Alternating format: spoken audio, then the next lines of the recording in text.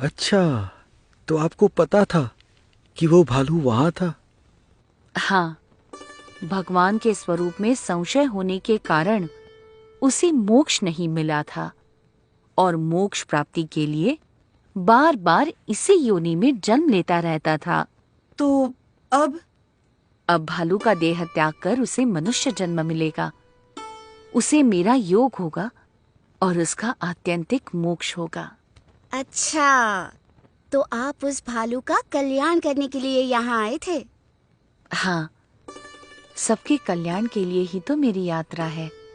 तो फिर हमारा भी कल्याण जरूर करना प्रभु, करोगे ना? हाँ, आपकी मति शुभ है तो कल्याण होगा। मुझे तो पहले से लग रहा था कि आप कोई दिव्य प्रतिभा हैं। प्रणाम। कृपया जयराम को स्वीकार कर आपके साथ रख लीजिए, आपका दास बनाकर। जयराम दास।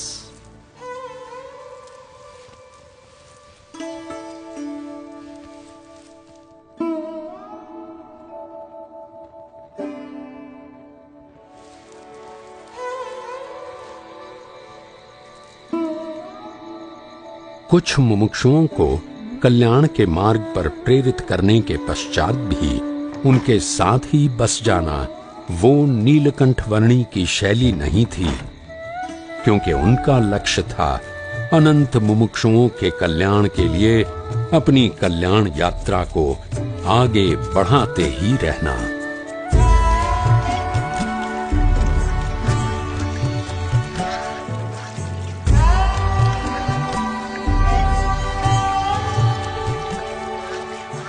उड़ीसा प्रदेश में नीलकंठ वर्णी अपनी कल्याण यात्रा को आगे बढ़ाते रहे। मार्ग में सदा व्रतों से जो कुछ भी मिले उससे निर्वाह कर लेते हुए, जो कोई भी मिल जाए उसके लिए परम कल्याण का मार्ग प्रशस्त करते हुए और निज स्वरूप के निजानंद में मग्न रहते हुए।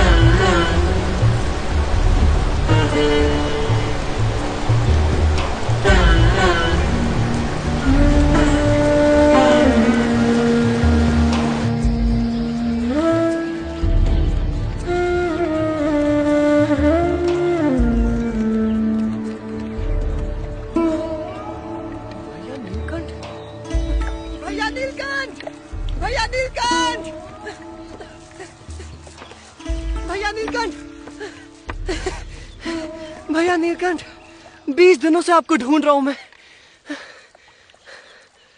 आपके चले जाने से मेरा परिवार बहुत दुखी है।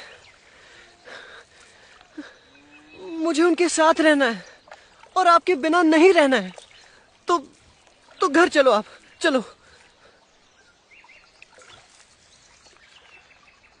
उन सबके प्रेम का मैं आदर करता हूँ, परंतु मेरी यात्रा तो अविरत आगे बढ़ती ही रहेगी जयराम दास।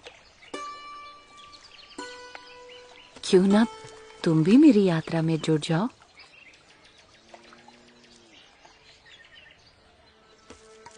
जयराम दास, मैं जानता हूं कि तुम पूर्व के मुमुक्षु जीव हो, इसीलिए कह रहा हूं कि संसार के नाशवंत और माइक संबंधों को छोड़ दो और उसे पकड़ लो जो माया से परे है। हाँ, मेरे साथ चलो, चलो जगन्नाथपुरी चलते हैं। जी, आप सही कह रहे हैं, चलो।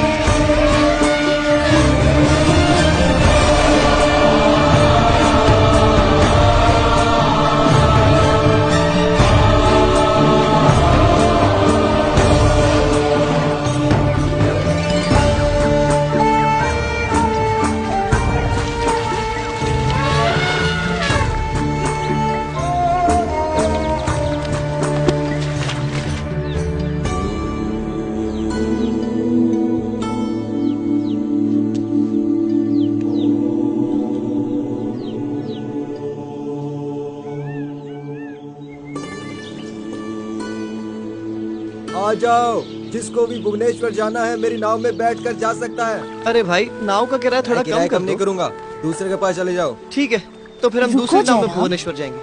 अरे केवट, भुवनेश्वर जाना हो केवट, मेरी नाव में आ सकता है। सुनो भैया, अरे भाई, सामान वो नाव वाला तो बहुत रखो, पैसे मांग रहा है। भुवनेश्वर तक जाने के लिए से ही इतना नाव सारा में पैसा जाएगी, कौन लोग देगा? बैठेंगे कैसे? अरे भाई केवट, नाव का किराया थोड़ा कम कर दो। इधर तुम्हारी नाव में बैठेंगे और थोड़ी ही देर में उधर भुवनेश्वर की ओर उतर जाएंगे। ले जाता हूँ। उसके लिए इतना ज्यादा दाम ठीक नहीं है। अरे नहीं नहीं भैया, इतना लोभ करोगे और सौदेबाजी करते रहोगे तो इसी किनारे पर रात बितानी पड़ेगी। चलो चलो, मैं तो नाव लेकर जा रहा हूँ। मैं तो एक पैसा भी कम नहीं करूँगा। आना है तो आओ, नहीं तो कोई बात नहीं। हाँ, नीलकंठ वर्णी मेरा इंतजार करते करते आखिर चले गए। हाँ, इतना लोभ नहीं करता तो भी नीलकंठ वर्णी के साथ नाव में होता।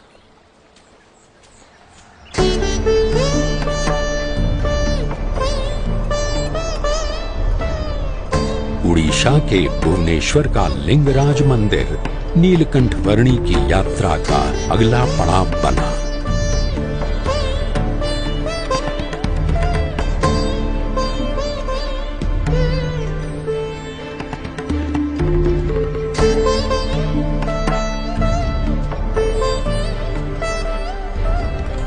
भुवनेश्वर से दक्षिण में नीलकंठ वर्णी साक्षी गोपाल तीर्थ में पधारे।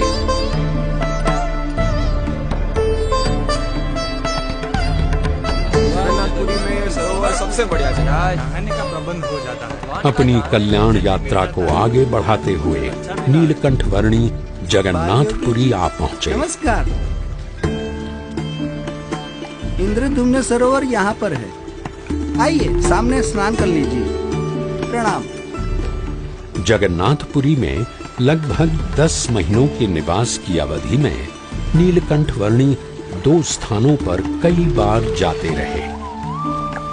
एक इंद्रद्युम्न सरोवर और दूसरा भगवान श्री जगन्नाथ जी का भव्य मंदिर।